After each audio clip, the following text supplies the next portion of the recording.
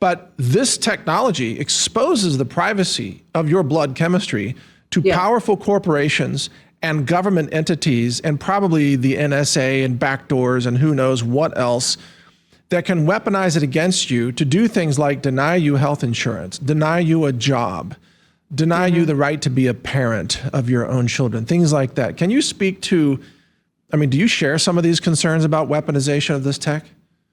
Oh, yeah, I share concerns of this tech and all kinds of other data that they're collecting about us.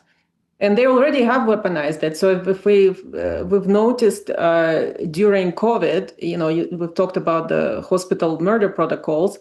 And they, for example, specifically elderly and disabled people were targeted for these protocols. As we know, you've heard, I'm sure, about Grace Sharrett trial for wrongful death of a young woman with Down syndrome who wasn't even ill. She just basically got kidnapped and murdered by the hospital in front of her parents.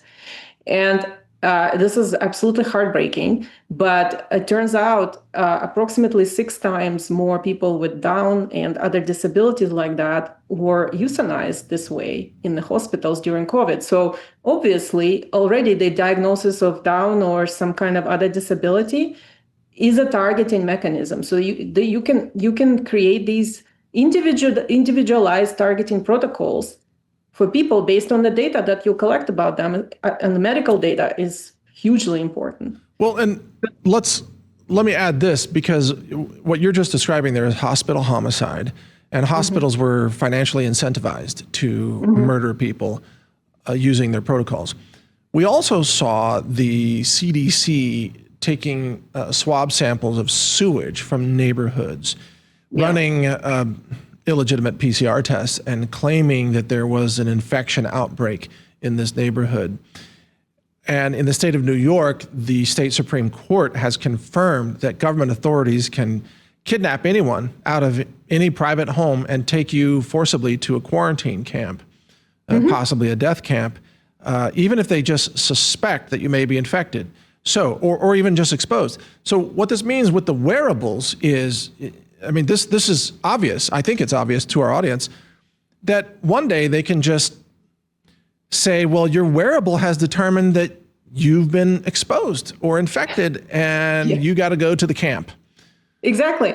That's why they tried the track and trace, but people, apps, but people don't comply with them. And, none of us were using those. And so they figured that if we get people to wear devices, and then we can claim that, we've detected that your wearable was next to this other person's wearable.